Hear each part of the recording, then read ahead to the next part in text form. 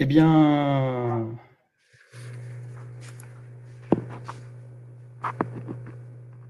bonjour à tous. Je vais attendre quelques instants. Voilà, bien écoutez, bonjour à tous et à toutes. Merci de nous rejoindre pour ce webinaire. Nous sommes ravis de vous accueillir cet après-midi pour un nouveau webinaire qui vous est proposé par l'assurance maladie risque professionnel et qui sera donc animé par la CARSAT des Hauts-de-France. Cet après-midi, nous allons aborder la problématique de l'accueil des nouveaux salariés au sein de l'entreprise, des enjeux que cela représente pour l'entreprise en termes de santé et de sécurité au travail. Je m'appelle Sébastien Triopon, je suis ingénieur conseil au sein de la CARSAT des Hauts-de-France et je suis accompagné cet après-midi par Patrice Grimont-Prey. Bonjour Patrice. Bonjour à toutes et à tous.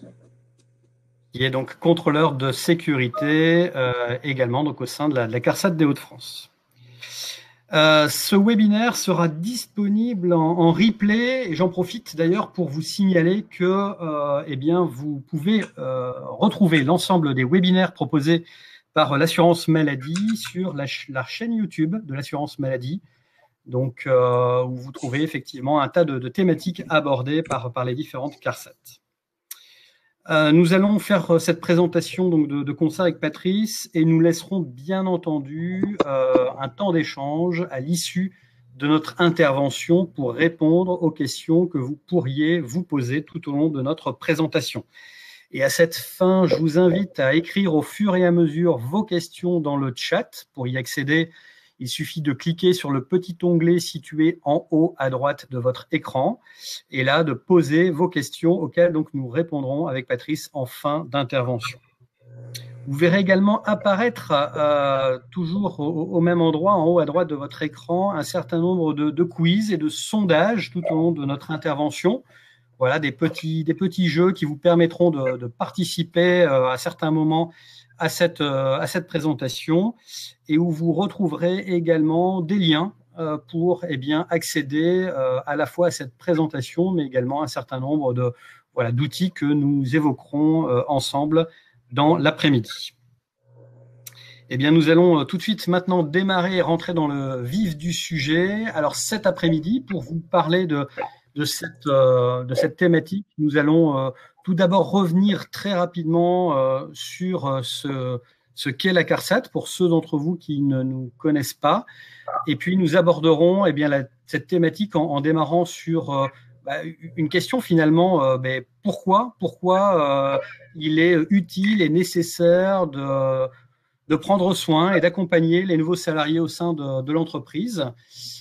Ensuite, nous aborderons le comment, voilà, comment accompagner ces nouveaux salariés. On parlera bien entendu du rôle et mission des différents acteurs présents au sein de l'entreprise pour mener à bien cette mission. Et puis, nous terminerons par vous présenter, en vous présentant les outils que le réseau prévention des CARSAT et de l'INRS met à votre disposition pour répondre à ce thème. Alors la CARSAT, je rappelle que c'est un organisme de sécurité sociale qui héberge plusieurs branches de la sécurité sociale. Donc 3 grandes missions que vous allez pouvoir retrouver dans cette caisse d'assurance retraite et de santé au travail. Bien sûr, la préparation et le paiement de la retraite, c'est souvent d'ailleurs un organisme qui est connu pour cette mission-là. Mais au-delà, effectivement, de gérer la thématique de la retraite, il y a une branche qui gère à la fois la tarification, mais aussi la prévention des risques professionnels, donc partie dans laquelle Patrice et moi-même sommes situés. Et puis, j'en profite également pour rappeler qu'au sein de la CARSAT, vous retrouvez un certain nombre d'interlocuteurs et d'acteurs qui accompagnent les assurés en difficulté. Au niveau donc un petit focus sur la branche qui gère la prévention, donc nous sommes hébergés au sein de la direction de la santé au travail et de l'accompagnement social, et donc 3 grandes missions au sein de cette direction. accompagner les entreprises sur la thématique des risques professionnels, voilà, au travers de conseils, d'outils que nous mettons à disposition des entreprises, cibler des problématiques émergentes ou qui existent au sein des entreprises et accompagner au travers d'actions collectives les entreprises sur ces thématiques-là. Et puis enfin, fixer le taux de cotisation des accidents du travail et des maladies professionnelles pour les entreprises de la région. Plus singulièrement, un petit rappel sur notre offre d'accompagnement des entreprises qui est à votre disposition, à votre disposition au travers finalement du taux de cotisation que vous êtes amené à payer. Et bien tout d'abord un certain nombre de documentations et de publications statistiques que vous pouvez retrouver soit sur notre site internet www.carsat-hdf.fr ou sur le site de l'INRS et pour lesquels nous pouvons donc vous transmettre la documentation de l'INRS. Notre service est constitué d'un certain nombre d'experts qui sont là pour vous accompagner, soit directement au sein de l'entreprise, soit à distance aussi, sur un certain nombre de thématiques liées aux conditions de travail et aux risques professionnels, avec principalement un corps donc, de contrôleurs de sécurité qui, par répartition géographique, peuvent intervenir sur vos différents secteurs locaux. Nous déployons également des programmes de prévention. Nous avons nous fonctionnons par campagne en ce moment. Nous avons effectivement des grosses focales sur les TMS, les risques psychosociaux, le risque chimique, les chutes en entreprise. Donc, nous accompagnons aussi les entreprises via ces programmes-là. Un petit rappel qui n'est pas souvent connu, nous avons des unités techniques qui peuvent apporter des conseils et faire de la métrologie au sein de vos entreprises sur des thématiques de risques physiques, sur des problématiques d'exposition de salariés à des risques chimiques ou biologiques. Donc, c'est toujours aussi intéressant d'identifier cette possibilité d'accompagnement-là. Peut-être plus connu des aides financières. Donc, nous pouvons, sous réserve, bien entendu, d'éligibilité, vous accompagner pour la mise en place de plans d'action qui visent à améliorer les conditions de travail. Nous proposons également des formations en santé et sécurité au travail. Donc, pareil, sur le site internet, vous pouvez retrouver notre catalogue de formations. Nous vous proposons également des réseaux de consultants que nous sommes amenés à animer, notamment un réseau d'IPRP, d'intervenants en prévention des risques professionnels, mais aussi d'organismes de formation. Et puis, nous vous proposons également un webzine qui est rafraîchi très régulièrement avec des dossiers thématiques, www.entreprendre-ensemble.info, que je vous invite à aller voir. Vous aurez le lien direct au travers de ce support-là en cliquant, et dans lequel vous allez notamment retrouver un certain nombre également de webinaires que nous sommes amenés à programmer. Donc, vous avez un replay disponible sur le pourquoi et comment analyser un accident du travail ou une maladie professionnelle. Mais vous avez également prochainement un webinaire programmé sur la problématique qui nous intéresse un peu cet après-midi, qui est l'accueil des intérimaires, qui est finalement une partie de ces nouveaux embauchés qu'on évoquera cet après-midi, et les démarches associées plus particulièrement vis-à-vis de ces intérimaires. Pour toute demande de contact, je vous invite à utiliser l'adresse mail qui est stipulée en bas de cette diapo, contactprévention@carsat-nordpicardie.fr. Alors, on va évoquer tout de suite l'utilité et la nécessité d'accompagner les nouveaux. Je demanderai peut-être à Patrice de couper son micro parce que j'ai un petit effet Larsen de mon côté, donc peut-être pour vous également. Donc, on va aborder le pourquoi. Pourquoi finalement s'intéresser à l'accueil des nouveaux embauchés? Alors déjà, c'est quoi un nouvel embauché? On peut se poser la question. Eh bien, nous, on cible les apprentis qui ont cette passerelle entre le monde de l'enseignement et qui arrivent au sein de l'entreprise. Les stagiaires, de la même manière, qui ont encore un pied, pour la plupart d'entre eux, dans le monde de l'enseignement et qui arrivent dans le monde de l'entreprise, mais également des professionnels de type intérimaire, de type saisonnier. Donc, sont des gens qui vont arriver pour une certaine durée au sein de l'entreprise, voilà, pour une mission plus ou moins longue, plus ou moins précise également. On pourrait inclure d'ailleurs dans cette typologie-là les intervenants d'entreprises extérieures. Et puis après, on a les nouveaux embauchés, quel que soit leur contrat finalement, de type CDI ou CDD. Également les salariés qui reviennent d'une absence prolongée. Voilà. On pourrait par extension trouver d'autres nouveaux entre guillemets salariés. Vous voyez qu'au travers de ce terme nouveau salarié, on peut être jeune comme on peut être moins jeune. Voilà, on peut avoir de l'expérience ou un peu moins d'expérience, et on peut arriver dans des typologies finalement de missions très variées. Alors, quelques données statistiques. Eh bien, il faut noter que les jeunes salariés représentent 10% des salariés, et qu'on observe dans les premiers mois, et notamment lors du premier mois d'arrivée, mais globalement dans les 12 premiers mois de l'arrivée de ces jeunes salariés, une sinistralité qui est beaucoup plus forte que celle observée pour les autres salariés.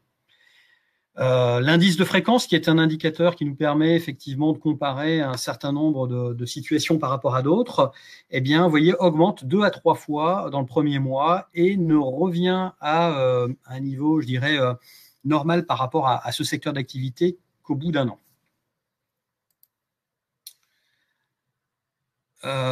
Quelques données là aussi sur les intérimaires et saisonniers. Eh bien, statistiquement, là aussi, on observe 2 fois plus finalement d'accidents du travail pour ce type de salariés que des salariés embauchés au sein de l'entreprise, propres à l'entreprise, embauchés, voilà, que ce soit en CDI ou en CDD. De la même manière, quelques données aujourd'hui statistiques à notre disposition nous montrent clairement que les salariés qui interviennent et qui font partie d'une entreprise intervenante, une entreprise extérieure, eh bien, sont plus vulnérables que les autres. On peut notamment citer un chiffre lié aux accidents mortels, donc pour le coup des accidents extrêmement graves, où on observe statistiquement qu'environ 15% de ces accidents sont liés à une intervention d'entreprise extérieure. Alors, les raisons de cette sinistralité, elles sont multiples, bien entendu, comme dans toute analyse, il y a multiplicité finalement des causes qui conduisent à cet état de fait. Ce que l'on a voulu mettre en avant, malgré tout, cet après-midi avec vous, c'est tout d'abord que un point commun finalement à toutes ces personnes, c'est finalement la découverte d'un nouvel environnement de travail. Parfois, ça peut être une redécouverte. Je pense notamment aux salariés qui reviennent après un arrêt de longue durée, ou aussi vis-à-vis des intérimaires ou des salariés d'entreprises extérieures qui ont peut-être déjà effectué une première mission précédemment, mais qui reviennent avec un environnement de travail qui a peut-être évolué entre-temps. Il y a peut-être eu des réorganisations du travail, et donc, il peut y avoir une difficulté finalement pour cette personne à la fois analyser la situation de travail, à prendre en compte éventuellement ce qui a évolué si elle était déjà venue, donc à évaluer les risques qui l'entourent, auxquels elle est confrontée, et à identifier, à connaître ou à savoir quoi mettre en place comme mesure de prévention face à ces situations et à ces risques issus de ces situations de travail. Bien entendu, il peut y avoir d'autres raisons, mais c'est vraiment deux focus sur lesquels on va s'attacher cet après-midi. Alors, il y a une réglementation, c'est sûr, qui existe pour un certain nombre de salariés qui sont concernés, que j'ai évoqués précédemment. On a notamment, Patrice reviendra dessus, mais pour les salariés intérimaires, une obligation réglementaire d'accueil et de formation renforcée au poste de travail. Bon, Patrice reviendra là-dessus.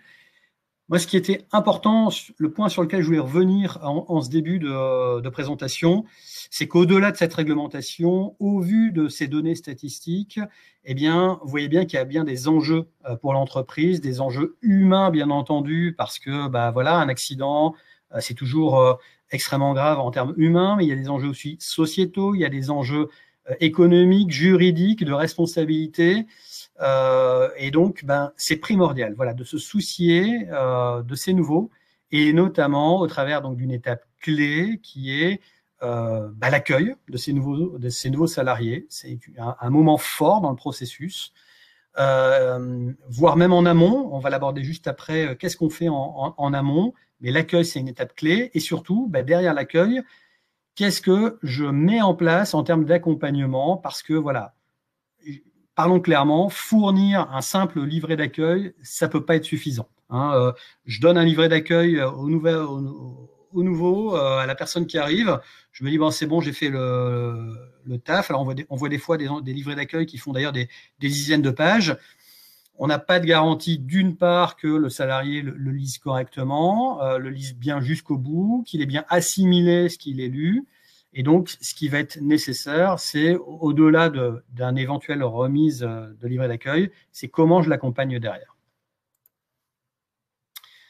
Je vais laisser la main à Patrice pour répondre à la question. Maintenant, après le pourquoi, c'est quoi? Merci Sébastien. Donc en effet, on va expliquer un peu comment on va pouvoir accueillir et former ces nouveaux. Euh, Sébastien a expliqué tout à l'heure qu'il était primordial de se soucier de ce fait. Alors, pour commencer, un peu en amont, hein, on va parler d'abord de ce qui avant l'arrivée de ces nouveaux salariés. Vous savez tous que l'entreprise a une obligation de réalisation de l'évaluation des risques professionnels liés à son activité. Elle a également au minimum l'obligation d'informer l'ensemble des salariés à ce sujet, et notamment y compris bien sûr les nouveaux salariés. Elle a également une obligation de former les nouveaux salariés au poste de travail. Alors, quand on a dit tout ça, on se rend tout de suite compte qu'il sera primordial d'avoir fait cette analyse de poste de travail en amont de l'arrivée des nouveaux. Il sera important de savoir en quoi et comment on va exposer les nouveaux, et donc comment on va pouvoir réfléchir à l'accompagnement et à la formation de ces nouveaux avant même leur arrivée. Alors, on va essayer de partager cette évaluation, évidemment, avec l'ensemble des acteurs qui sont concernés, donc notamment les écoles par rapport aux stagiaires, mais également les entreprises de travail temporaire, mais également aussi les entreprises extérieures, puisqu'on peut considérer que les nouveaux salariés font aussi, peuvent aussi être des gens d'une entreprise extérieure qui viennent intervenir dans l'entreprise utilisatrice. Pardon. Cette formation au poste de travail étant obligatoire, elle doit être accompagnée aussi d'une information et d'une formation liée à tout ce qui touche à l'hygiène, la santé et la sécurité de l'ensemble de l'entreprise.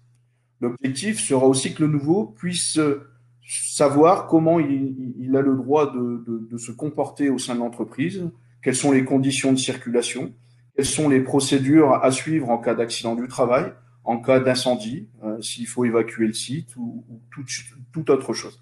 Donc ça fait aussi partie de cette obligation de formation. Alors attention, en plus de ces formations qu'on va dire habituelles, on peut aussi être obligé d'exercer, de réaliser une formation renforcée au poste de travail. Alors il y a plusieurs raisons. Hein. La première raison peut concerner bien évidemment les machines qu'on utilise ou les produits qu'on va manipuler. Mais c'est aussi le cas lors de l'accueil d'un intérimaire. Donc les salariés intérimaires doivent obligatoirement suivre une formation renforcée au poste de travail. Alors pour ce faire, on a un outil qu'on appelle le tutorat, qui peut être intéressant quand il est bien utilisé, bien évidemment. Alors s'il est bien utilisé, c'est un outil qui s'avère efficace et qui est primordial justement sur la formation des nouveaux. Alors pourquoi? En gros, il va permettre de faciliter l'apprentissage progressif du métier, surtout dans le cadre d'une relation individualisée et formalisée. Le tutorat est un accompagnement formatif de plusieurs niveaux. Alors d'abord, c'est un accompagnement de proximité. C'est-à-dire que tout doit se faire sur place. On ne parlera pas de tutorat à distance. Donc c'est un accompagnement également en milieu professionnel, donc ce sera fait sur place. On ne fait pas de tutorat à partir d'un centre de formation. Et enfin, cet accompagnement doit être réalisé entre pairs et entre collègues. Il n'est pas question d'avoir un formateur et un apprenant ou d'avoir justement le nouveau qui serait accompagné par son supérieur hiérarchique. Alors, ce tutorat va justement faciliter la transmission de l'expérience en savoir. Il va permettre pas mal de choses, hein. D'abord, le tutorat va aussi demander l'engagement effectif de l'apprenant. Il faut absolument que le tutoré s'investisse justement dans cette formation. Il va permettre de produire des relations impliquantes entre le tuteur et l'apprenant. Mais il va aussi permettre un accompagnement dans un processus de construction de compétences spécifiques. Et enfin, le tutorat va fonctionner comme une prise de recul par rapport au travail, ce qui va permettre justement au tutoré d'évacuer certaines pressions et d'apprendre beaucoup plus facilement ce qu'il doit apprendre tant sur le métier que sur l'entreprise. En même temps, hein, trois fonctions différentes. On va parler d'abord de la fonction psychologique. Il s'agit donc d'être accueilli par une personne pour justement favoriser la confiance du tutoré et ainsi contribuer, je dirais, à un dialogue qui sera constructif. Il y a une fonction pédagogique, hein, puisque le tuteur va soutenir l'élève dans ses apprentissages en lui donnant justement les moyens pour comprendre le fonctionnement de l'entreprise, ça c'est important, et bien évidemment également le fonctionnement du métier. Et enfin, il y a une fonction technique, puisque le tuteur va apporter un regard et va donner un feedback sur une partie très importante de l'ensemble des prestations du stagiaire. En marge de cela, le tutorat va être réalisé sous trois dimensions. Alors bien évidemment la dimension professionnelle, hein, puisque les tuteurs sont détenteurs de compétences, de savoir-faire, des choses qu'ils vont justement partager progressivement avec le tutoré. Alors il y a une dimension pédagogique. Les tuteurs font bénéficier les apprenants de leurs compétences en les confrontant surtout aux situations de travail réelles. Donc ce qui se passe réellement sur le poste de travail et dans l'entreprise. Et enfin, on a une dimension organisationnelle.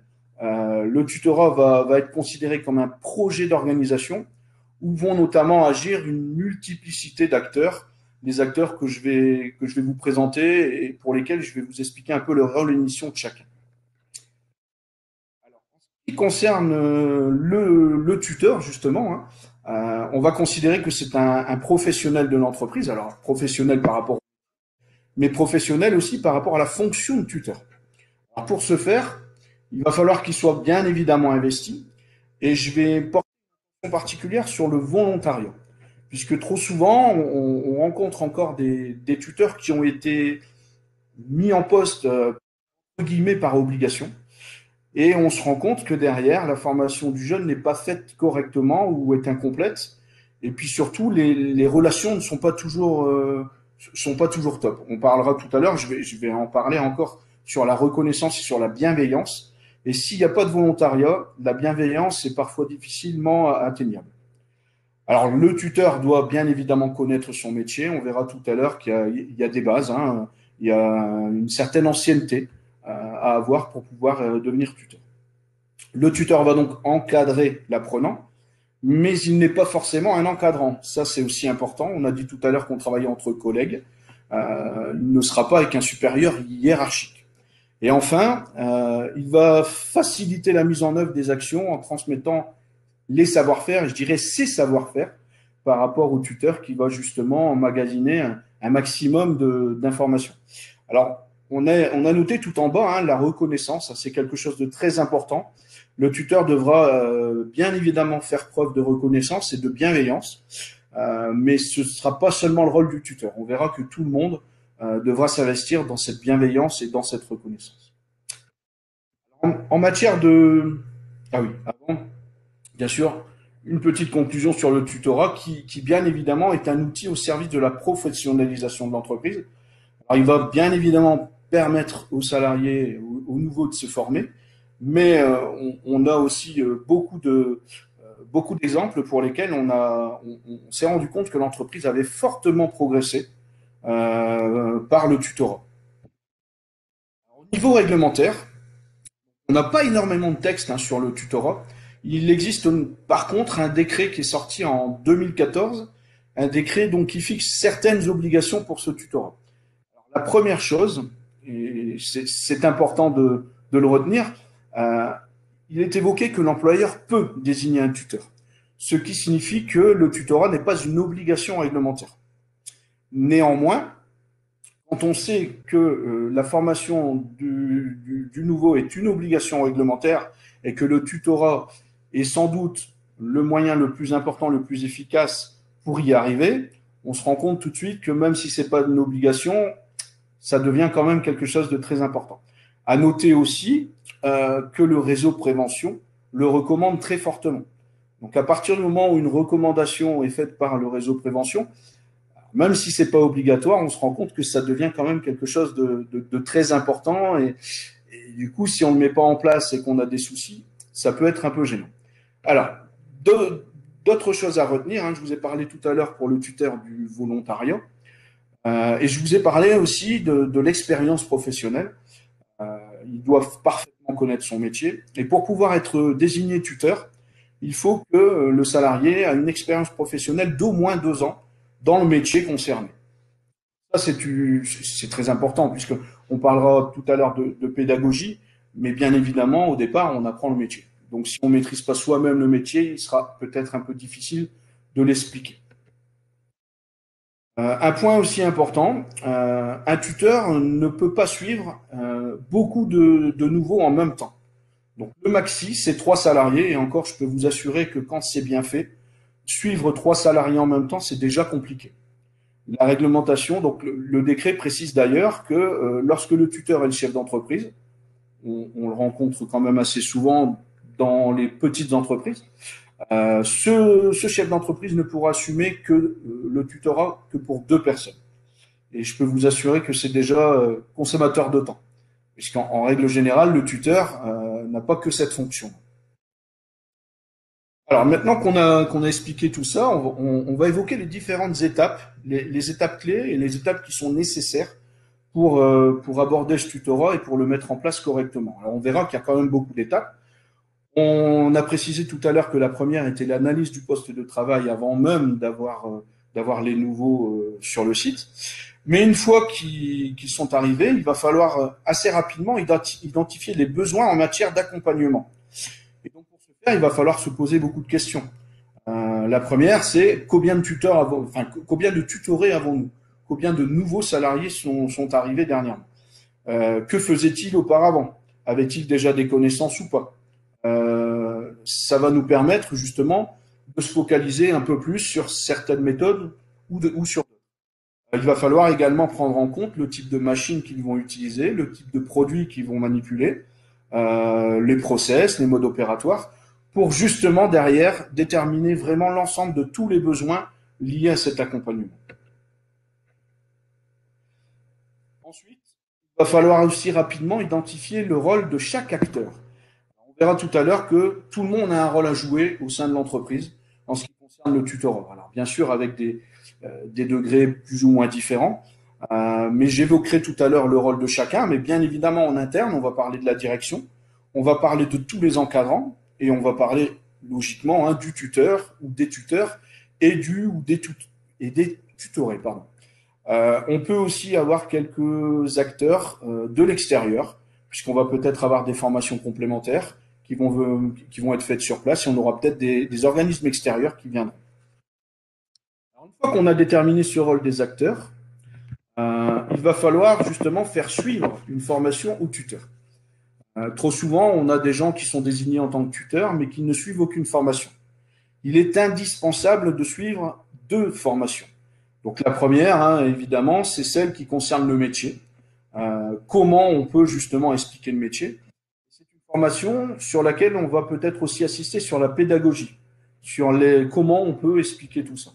Alors, ces formations sont en général dispensées par des organismes spécialisés et donc habilités. Mais en plus de cette formation, hein, une fois qu'on a suivi la formation tuteur, je dirais, d'ordre général, initial, il est intéressant et même important de suivre une formation complémentaire pour acquérir les compétences en prévention des risques professionnels dans sa fonction de tuteur.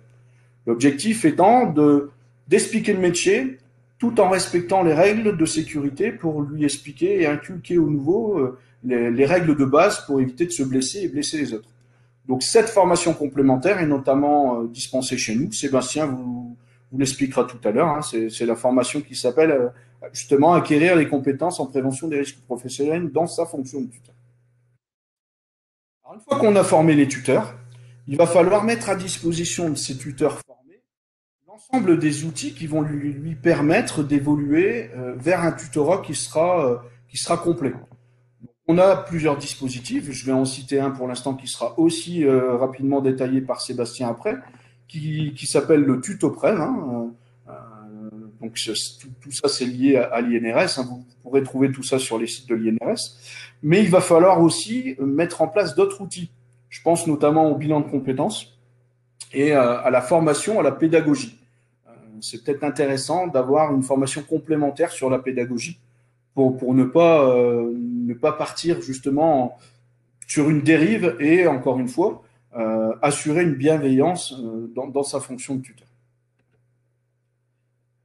Alors ensuite, il va falloir déterminer les compétences qui seront nécessaires à mettre en place par rapport, bien sûr, aux situations réelles pour lesquelles le nouveau va être exposé.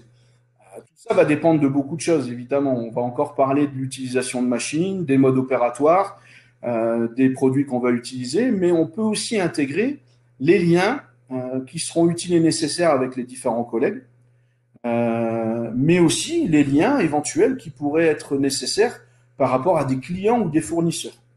Donc tout cela va nous permettre de déterminer les compétences qui seront nécessaires à mettre en place.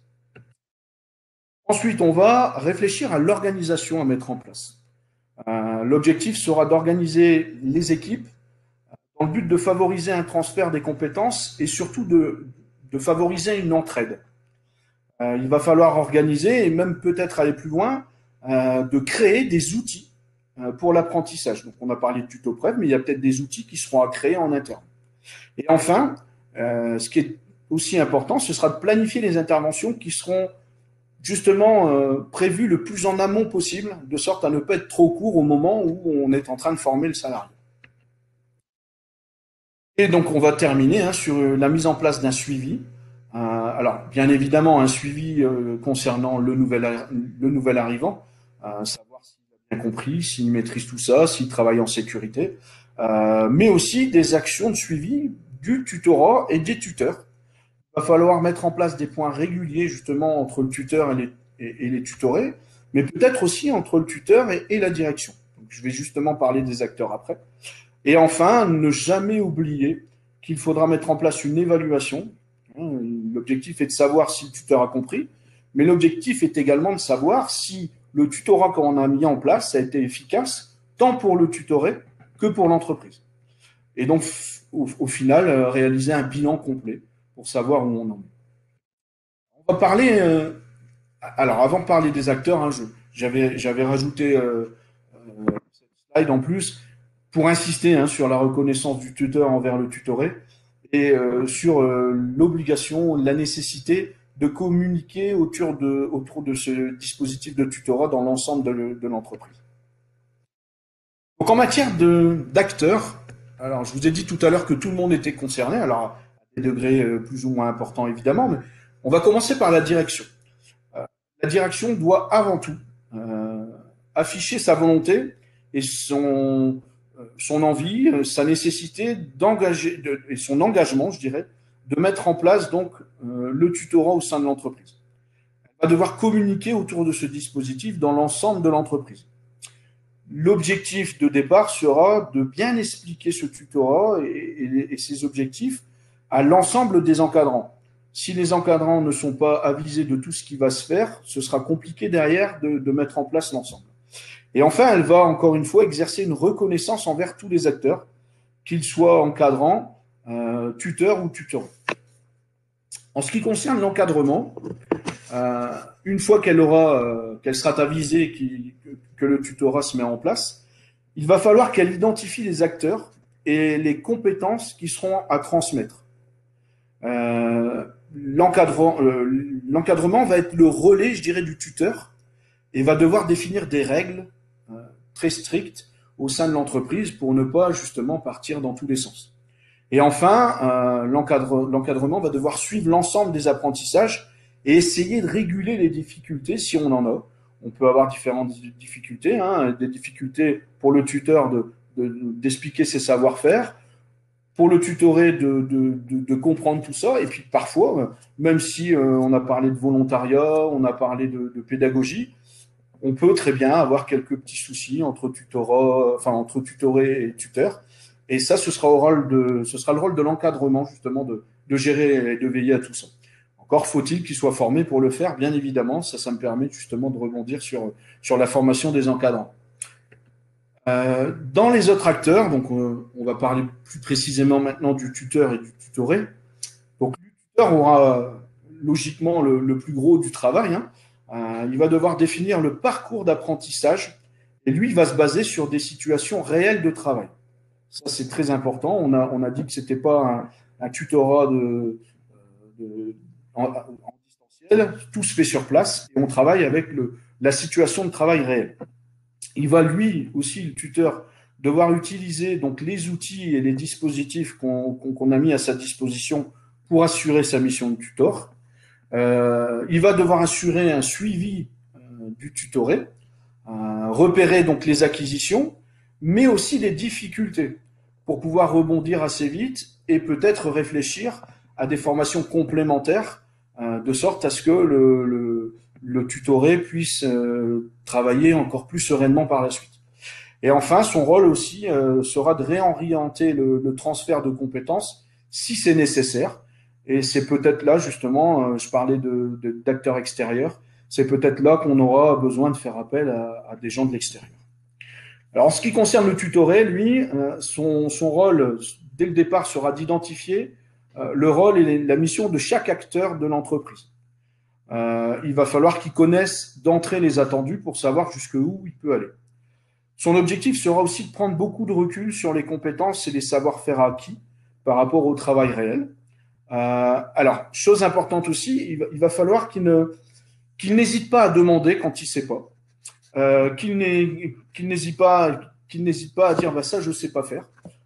Trop souvent, on a des nouveaux qui croient savoir faire ou qui se disent je vais pas oser demander parce que je vais passer pour un imbécile. Justement, d'entrée, il va falloir que le tuteur explique qu'il n'y a pas de mauvaise question. Il est important justement de dire quand on ne sait pas, ça permet de progresser plus rapidement et ça permet justement aussi d'éviter toutes les grosses erreurs. Et donc, le tutoré, va devoir aussi préparer son suivi, puisqu'il va avoir des discussions régulières avec le tuteur pour savoir justement où il en est. Alors, on n'oublie pas un autre acteur important au sein de l'entreprise, ce sont les instances représentatives du personnel, puisqu'il faudra de toute façon les aviser de ce qui se fait, et puis surtout, ils auront un droit de regard et un avis sur l'ensemble du tutorat mis en place, et notamment sur les formations qu'on va mettre en place.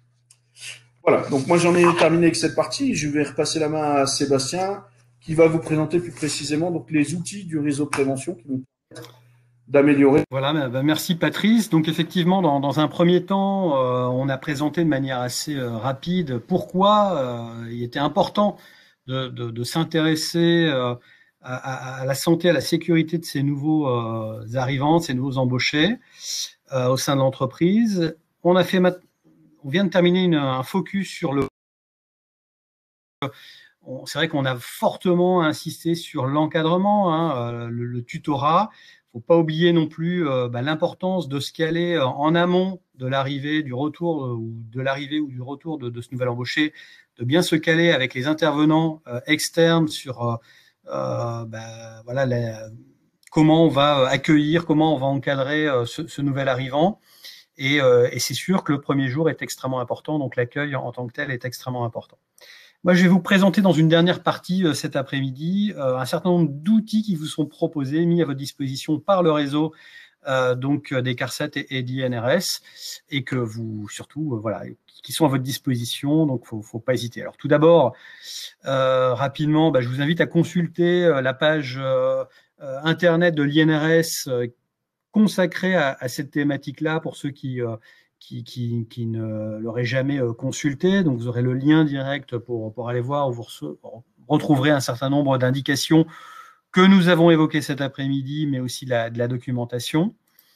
Et puis, je vais surtout maintenant faire un focus, une focale sur le dispositif TutoPrev que Patrice a évoqué précédemment, qui initialement, il est vrai, est un outil qui a quand même été conçu pour les apprentis, donc à destination vraiment de ce public d'apprentis. On le verra, un outil qui fait la passerelle entre le monde de l'enseignement et le moment de l'arrivée en entreprise. Bon, par extension, il se trouve que nous, on voit énormément d'entreprises qui utilisent également une partie de ce dispositif, même pour des nouveaux embauchés qui ne sont pas des apprentis. Donc, c'est tout à fait possible d'utiliser une partie de ce dispositif-là pour d'autres typologies de nouveaux embauchés. Donc, à la base, effectivement, c'est un dispositif qui est co-construit avec l'Éducation nationale, mais aussi parce que c'est un outil sectoriel où sont impliquées les organisations professionnelles, et puis les services prévention des CARSAT et l'INRS. Cette démarche, elle est vraiment basée sur de l'observation et autour de l'analyse de la situation réelle de travail. Ce qui vraiment nous importe, puisque comme on l'a souligné en début de présentation, c'est ce qui explique souvent une des raisons de cette sursinistralité, de cette augmentation d'accidents pour ce type de public, c'est la difficulté d'analyser la situation de travail réelle, à ne pas confondre avec la situation dite prescrite. Parfois, il peut y avoir des modes opératoires fournis aux salariés, on donne des modes opératoires, des consignes, etc. Mais la réalité de la situation de travail fait que parfois, il y a un décalage entre ce qui est prévu, ce qui est écrit à un endroit donné, mais ce qu'on observe après sur le terrain. Ce dispositif, donc, au départ, il y a bien un engagement de 3 partenaires dans la mise en œuvre de dispositifs. C'est les établissements de formation, les entreprises qui accueillent ces nouveaux et l'institution prévention. On a, dès le départ, même s'il y a un dispositif qui est un peu plus généraliste en cours de conception, mais il y a quand même une volonté d'avoir une approche métier, une approche sectorielle. Et donc, cet outil, il est aujourd'hui décliné dans 9 secteurs d'activité. Donc, vous retrouverez des documents à votre disposition dans ces 9 secteurs d'activité-là. Et puis, sachez qu'il y a de la rédaction en cours pour d'autres secteurs d'activité. Et les secteurs aujourd'hui disponibles sont les suivants. Donc, il suffira là aussi, en cliquant sur le lien au travers du diaporama, vous tomberez sur la bonne page directement sur le site de l'INRS. Vous avez donc un dispositif pour la maintenance industrielle. Vous avez un dispositif pour la réparation automobile, pour le BTP, la logistique, le transport routier de marchandises, éventuellement par extension de voyageurs, l'aide à la personne, les métiers de l'énergie du bâtiment, l'hôtel-restauration et quelque chose qui est peut-être un peu plus d'ailleurs généraliste, le travail de bureau qui n'est pas lui-même sans risque.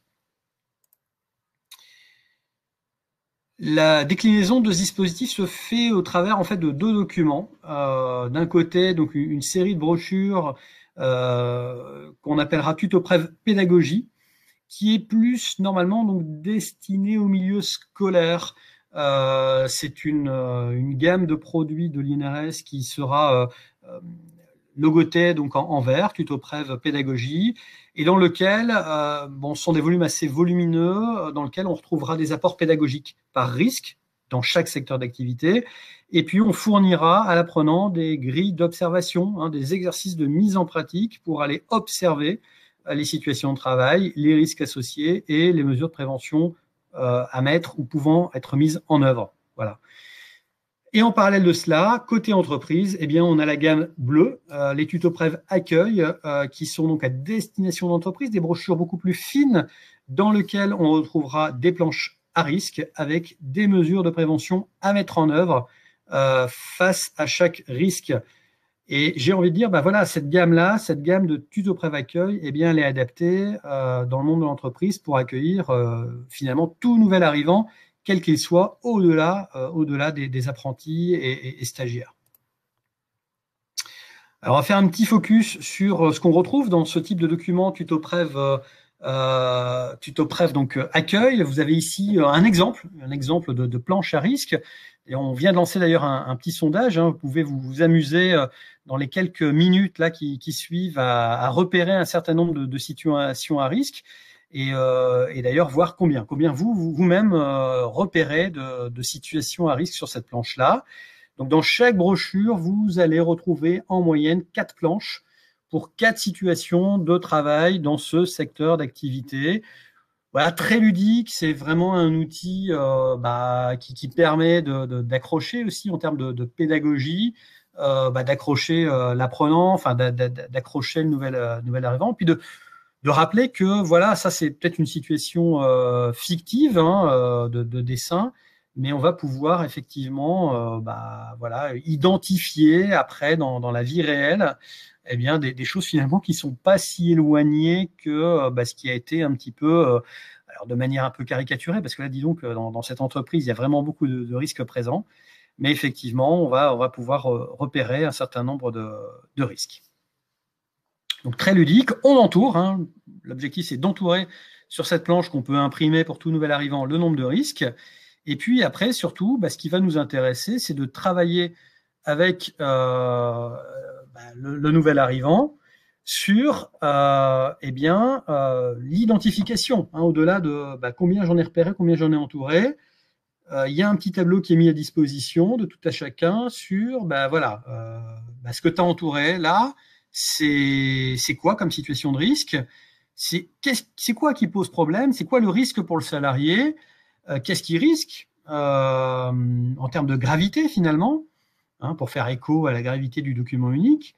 Et puis, qu'est-ce qu'on peut faire pour améliorer la situation, qu'est-ce qu'on peut mettre en œuvre comme mesure de prévention. Voilà. Et ensuite, donc je vois le résultat du sondage, a priori, donc 25% 9, 33% 11 et 42% 14, donc il y en avait 11. Donc après, parfois, peut-être que le dessinateur de l'INRS avait peut-être fait en sorte qu'on pouvait voir on est toujours surpris lorsqu'on le fait en situation réelle que certaines personnes observent d'autres situations au risque qui n'étaient pas prévues initialement dans l'outil, mais c'est pas grave, ça fait partie aussi de la discussion derrière qui peut s'enchaîner entre le tuteur et le nouvel arrivant. Et donc surtout, ce qui va être intéressant au-delà d'entourer et puis de discuter de ces situations à risque, de ce qui risque. Donc vous avez la planche corrigée qui indique les 11 situations avec ce qui est risqué ce que risque le salarié. C'est que derrière, une fois que le salarié a pris son temps pour remplir la grille que je vous ai présentée juste avant, on va avoir une grille de correction qu'on pourra partager ensemble, donc entre le tuteur et le nouvel arrivant. Alors, je vais faire un focus parce que j'imagine que, comme moi, vous n'avez pas des yeux bioniques et que vous ne voyez pas l'intégralité de ce qui est écrit ligne par ligne. On va retrouver les 11 lignes avec les 11 situations à risque. Mais si je prends, par exemple, la première ligne, où il y avait d'identifier un risque de collision entre engin et piéton, on va voir qu'on peut mettre tout un certain nombre de mesures de prévention en place. Et dans ce tableau qui est vraiment, bien entendu, bien fait, vous allez pouvoir retrouver des mesures de prévention pour réduire le risque, des mesures de protection collectives, des mesures de protection individuelles et des mesures complémentaires, indiquées ici comme complémentaires, donc de formation, d'information, de consignes. Et ce qui est très intéressant dans cette classification, si je puis dire, des mesures de prévention, c'est qu'on va retrouver la logique des 9 principes généraux de prévention. Et on va retrouver aussi une logique de force, de dureté de la mesure de prévention mise en œuvre. Donc au plus on va remonter là sur ma flèche ou aller sur la gauche du tableau, finalement, que j'ai redécoupé pour être plus lisible, eh bien on va arriver sur des mesures de prévention fortes. Parce qu'effectivement, les mesures complémentaires qui sont essentielles, qui sont nécessaires, je ne suis pas en train de dire qu'il ne faut pas les mettre en place, mais la formation à la conduite d'engin, l'évaluation de cette formation, la signalétique à mettre en œuvre, la sensibilisation des salariés, ça ne va pas suffire en soi. Ça ne va pas suffire pour éviter l'accident. Donc derrière, on va demander aux salariés aussi de porter des équipements de protection individuelle, de mettre une ceinture de sécurité pour celui qui est dans le chariot, en cas de collision ou de renversement de chariot, mais ce n'est pas suffisant. Donc on va aller au-delà, on va mettre en place des barrières, des plots autour des véhicules de chargement pour protéger à leur insu les salariés. Donc on est bien dans des mesures de protection collective, on va aller plus loin, on va baliser, on va signaler les zones de circulation, on va mettre pourquoi pas des moyens pour augmenter la visibilité comme des miroirs d'angle dans les tournants. Et puis si on veut aller encore plus loin et être sur du dur en termes de mesures de prévention, on va avoir toute une réflexion sur le plan de circulation au sein de l'entreprise, on va séparer les flux, définir des zones de circulation pour éviter les croisements ou pour réduire la probabilité de croisement entre engins et piétons. On va sécuriser un certain nombre de zones sur lesquelles il y a plus de piétons. On va supprimer des obstacles pour moins de collisions, etc., etc. Donc, vous voyez, vraiment, ces tableaux-là, ça va être l'objet, finalement, au sein de l'entreprise et entre le tutoré et le tuteur, de prendre conscience à la fois de tout ce qui peut être fait au travers d'un simple risque. Il y a toute une palette de choses qui peut être faites et aussi de mesurer un petit peu ce qui va être dur finalement comme mesure de prévention et donc de plutôt tendre sur ces mesures-là que des choses finalement où le risque finalement est moins réduit. Alors, au-delà de cet outil TutoPrev, donc accessible, libre en téléchargement, sachez que nous proposons également un certain nombre de formations qui sont incluses au travers de vos cotisations, donc vous pouvez bénéficier de ces formations. La première que Patrice évoquait, c'est la formation donc, pour exercer sa fonction de tuteur. Alors, on ne va pas former quelqu'un à devenir tuteur, mais on va vraiment faire un focus sur le tuteur et la santé, sécurité, les conditions de travail. Donc, c'est une formation complémentaire à une formation de tuteur. Nous, on va faire un focus pendant une journée sur le tuteur vis-à-vis de la santé-sécurité. Bon. Dans notre région, nous proposons, vous avez le lien pour aller vous inscrire en ligne à ce type de formation. D'autres régions proposent aussi ce type de formation. Je vous ai mis le lien en bas de la diapo. Vous pourrez aller voir dans les différentes régions auxquelles vous pouvez appartenir. Alors, au sein de la CARSAT des Hauts-de-France, dans l'état actuel, 18 février 2021, cette formation est mise en stand-by puisque nous ne la dispensons qu'en présentiel. Et pour le moment, au vu des conditions sanitaires, nous n'effectuons plus de formation en présentiel pour le moment. Nous proposons d'autres formations en distanciel, mais pas celle-là. Donc, pour le moment, cette formation est en stand-by et sera réouverte, nous l'espérons tous, le plus rapidement possible.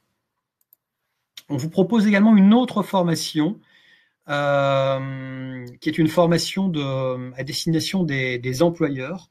Alors, je sors un petit peu du cadre, mais c'est important d'en parler. On propose un e-learning, donc là, pour le coup, il est accessible aujourd'hui.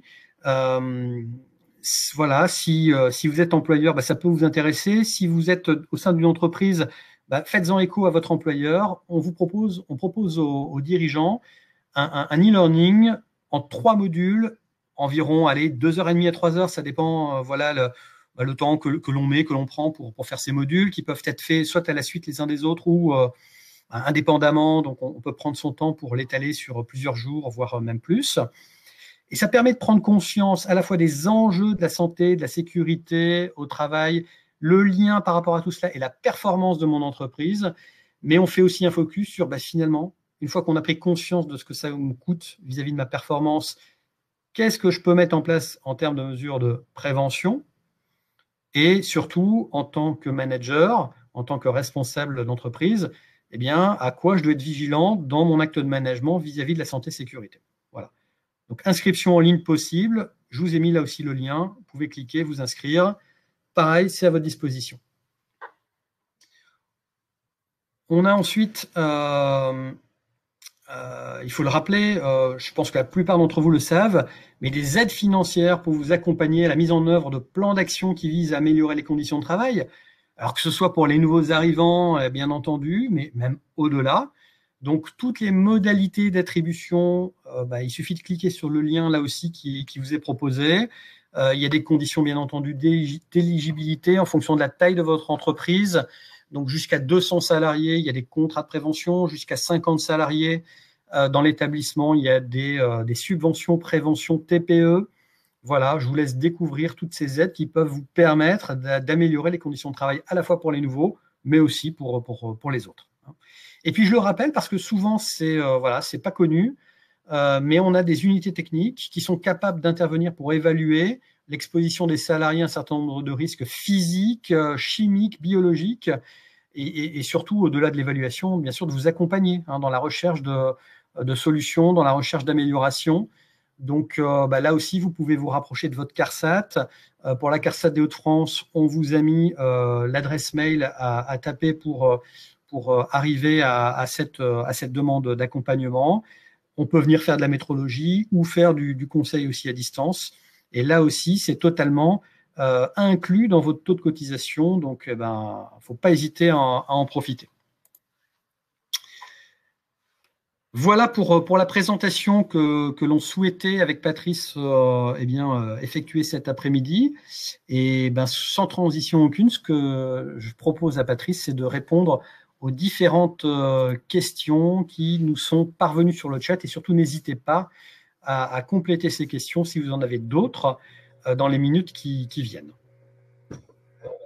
Alors, on avait tout d'abord, ce n'était pas une question, mais une remarque d'ailleurs très pertinente de Claude, qui nous dit les nouveaux embauchés, c'est aussi ceux qui peuvent changer de poste. Mais bien entendu, c'est très pertinent.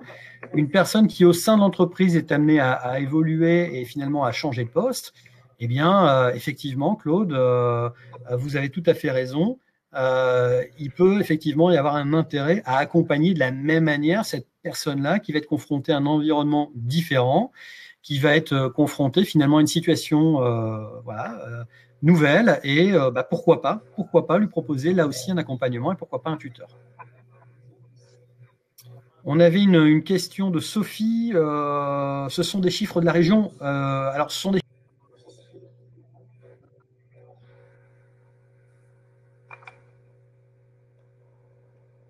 On a perdu Sébastien.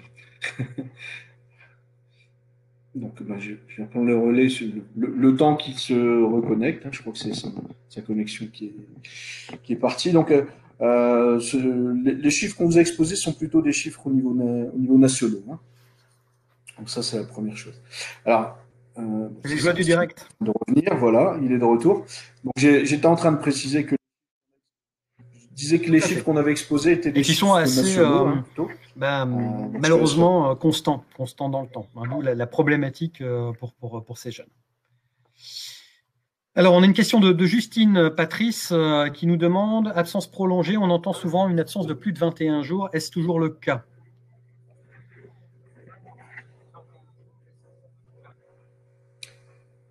Alors, c'est vrai, c'est bien ce qu'on lit. Moi, je pense que ce qu'il faut retenir, c'est qu'à partir du moment où on a une absence prolongée, quelle qu'elle soit, il faut déjà se poser la question sur la nécessité justement de refaire une formation ou tout au moins une petite piqûre de rappel de la formation initiale. Donc, je pense qu'à chaque fois que quelqu'un est en arrêt, alors bien sûr, si c'est 2 jours, ça va, mais à partir du moment où on est en arrêt, plusieurs jours, il faudrait déjà réfléchir au retour et voir un peu si on a besoin de refaire une formation ou tout simplement de revoir avec lui les petites choses de base, notamment les points sécurité. Ne pas oublier qu'en 21 jours, notamment, hein, il peut y avoir eu pas mal d'évolutions dans l'entreprise. Ça peut aller très vite. Et je dirais le nouveau, c'est pas un nouveau, mais celui qui est de retour pourrait découvrir tout ça. Et donc, on a besoin, en effet, de refaire une formation. Je pense qu'on n'a pas besoin de se focaliser sur une durée d'absence. L'objectif, tout de suite, de se dire, on a eu un absent. Il faut qu'on réfléchisse à comment on l'accueille de nouveau et comment on s'assure qu'il pourra toujours travailler dans les meilleures conditions. Tout à fait.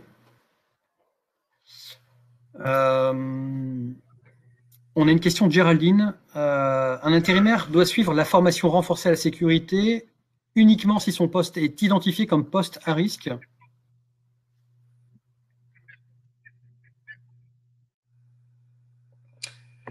Alors non, pas uniquement. Alors évidemment, si son poste est à risque, la formation renforcée s'impose, quel que soit le nouveau.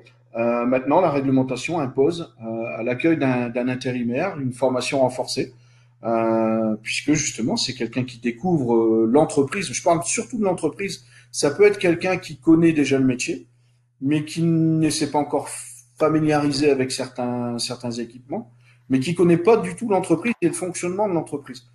Donc, on parle d'une formation renforcée qui pourra peut-être être entre guillemets moins renforcée si c'est un intérimaire qui revient, puisqu'on a des intérimaires qui connaissent déjà l'entreprise, qui finissent une mission et qui reviennent derrière. Donc là, entre guillemets, ce serait une nouvelle formation style, je rappelle, mais la formation renforcée est une obligation pour tous les salariés. Alors, on a une question de Vincent. Existe-t-il des outils spécifiques au secteur du BTP ?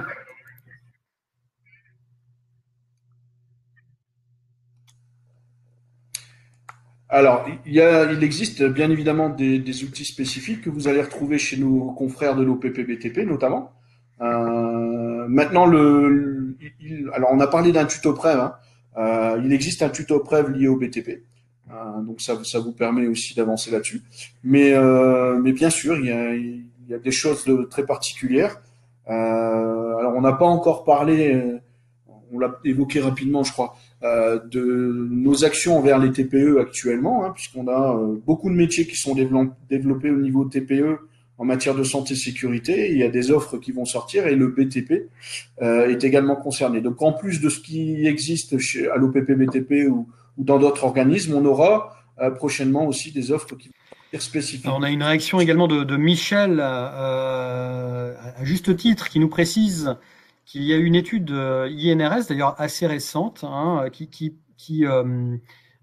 avait observé, qui avait été donc observé la sinistralité des jeunes qui étaient formés à la santé sécurité au travail, notamment via le dispositif TutoPrev, et ceux qui ne l'étaient pas. Et ce qui était très intéressant de noter dans cette étude, c'est qu'effectivement, les jeunes qui ne sont pas formés ont 2 fois plus d'accidents que la moyenne des salariés, mais que ceux qui sont formés à la santé sécurité au travail, qui sont accompagnés et tutorés au travers du dispositif TutoPrev, eh bien finalement, leur sinistralité, eh bien, elle rejoint la moyenne des autres salariés. Donc ça, c'est vraiment un gage effectivement de succès de la mise en œuvre, hein, de cette démarche-là. On a une question d'Amandine, Patrice, concernant la formation générale et la formation renforcée à la sécurité pour les intérimaires qui a été évoquée cet après-midi. Existe-t-il un format ou un document type ?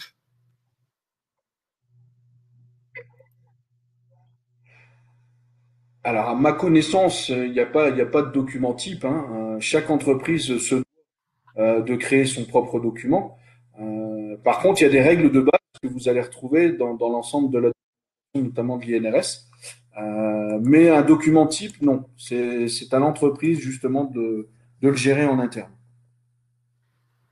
Très bien, merci Patrice pour cette précision. Alors, je n'ai pas d'autres questions a priori sur le chat. Donc, vous avez dans le chat, a priori, je pense, voilà, Michel qui a rajouté le lien vers cette étude concernant la sinistralité des jeunes embauchés. Donc, je vous invite à aller cliquer dessus et aller la consulter si vous êtes intéressé. Et puis, effectivement, on reprécise qu'il y a 2 tutos Prève aujourd'hui dans le BTP, un beaucoup plus général, qui est d'ailleurs de mémoire beaucoup plus, j'ai un doute, là, bâtiment que travaux publics, et l'autre qui est beaucoup plus dans le second œuvre, donc au niveau des métiers de l'énergie du bâtiment. Voilà, je crois qu'il n'y a pas d'autres questions qui... on a encore une question qui vient d'arriver de Sophie. Dans le domaine de l'aide à la personne, Patrice, préconise-t-on une durée de tutorat pour accompagner un jeune professionnel?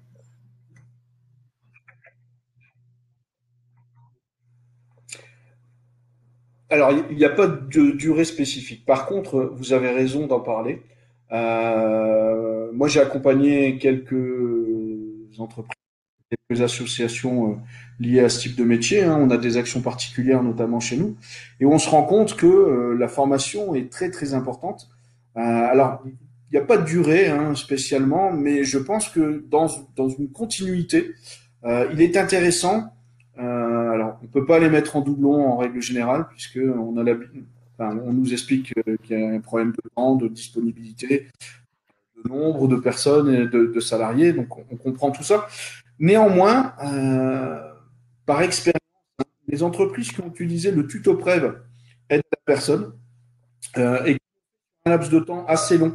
Quand je dis assez long, c'est au moins 2 mois, hein, en suivi avec des réunions régulières entre le tuteur et le tutoré, ont eu des résultats intéressants. Alors bien sûr, il y a le fonctionnement du métier, on a parlé tout à l'heure de la santé, de la sécurité, mais je pense que ça aide aussi sur le côté psychologique. Je pense que vous allez me comprendre très vite par rapport à votre métier. Il est évident que quand on accompagne les nouveaux et qu'on les suit vraiment, on se rend compte que psychologiquement, à résister, je dirais, à l'exposition justement de l'aspect psychologique qui est très particulier et assez profond dans ce type de métier. Non, alors après, Je sais pas en si tu as des complément, choses à c'est vrai ajouter, que, Sébastien, là-dessus. bon, je m'éloigne un peu hein, du sujet peut-être concernant les jeunes. Mais c'est vrai qu'il y a un certain nombre de dispositifs de formation pour le secteur de l'aide à la personne, pour lequel on préconise d'ailleurs des formations un peu plus longues. Hein, je prends l'exemple du PRAP. Pour ceux qui connaissent, la prévention, c'est une formation qui vise à prévenir les TMS, hein, donc la prévention des risques liés à l'activité physique. Donc c'est vrai que de manière généraliste, le PRAP, pour les secteurs du bâtiment, de l'industrie, du commerce, des métiers de bureautique. C'est une formation qui dure 2 jours, alors que pour les métiers de la santé, dans le PRAP 2S, on est un peu plus long.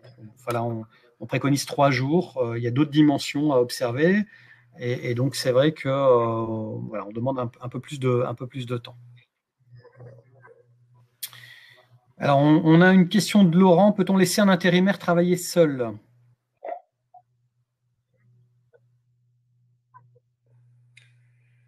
Alors, un intérimaire est un salarié comme tous les autres.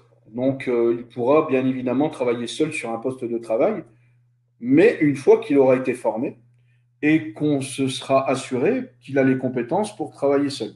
Maintenant, quand j'entends travailler seul, pour moi, il y a 2 choses. Il y a seul sur un poste de travail avec des salariés pas loin, hein, à proximité. Et puis, il y a seul, vraiment seul, dans une entreprise, dans un atelier. Et là, c'est autre chose. Puisque il faut toujours être susceptible de pouvoir porter secours à un salarié. Donc, si c'est seul sur un poste de travail, je dirais oui, évidemment, mais une fois qu'on est sûr qu'il a bien assimilé le métier, qu'il a bien assimilé le fonctionnement de l'entreprise et qu'il connaît bien toutes les procédures utiles et nécessaires en cas d'accident, en cas d'incendie, en cas de demande de clients ou de choses comme ça. On a cette notion aussi vis-à-vis du tuteur. Bon, le tuteur, il a pas forcément d'être besoin et l'obligation d'être juste à côté hein, du tutoré. Mais ce qui est important, c'est pour le tutoré de savoir identifier qui est, ce qui est finalement son interlocuteur, qui est son tuteur, et où aller le chercher, entre guillemets, où aller poser la question. On peut même, par extension, en termes d'organisation, se dire, si le tuteur n'est pas présent, parce qu'il est en RTT, parce qu'il est en congé, parce qu'il est malade, que sais-je, eh bien, c'est peut-être intéressant aussi de dire au tutoré, aux jeunes arrivants, si tu as un problème, voilà auprès de qui tu peux aller te renseigner en l'absence de ton interlocuteur, de la personne qui t'encadre, de ton tuteur. Voilà, je crois qu'on arrive au bout des questions, Patrice. Donc, écoutez, on va vous remercier en tout cas pour votre attention. Voilà, cet enregistrement, encore une fois, sera disponible en replay. Et dans le replay, dans les commentaires du replay, vous aurez accès au téléchargement du support qui vous a été présenté cet après-midi, que malheureusement on ne peut pas mettre dans le chat, mais vous l'aurez donc en lien en téléchargement. Donc, sur notre site internet carsat-hdf.fr ou également sur la chaîne YouTube de l'assurance maladie. Merci en tout cas pour votre attention. Je vous souhaite une très bonne fin de journée et à bientôt pour un prochain webinaire.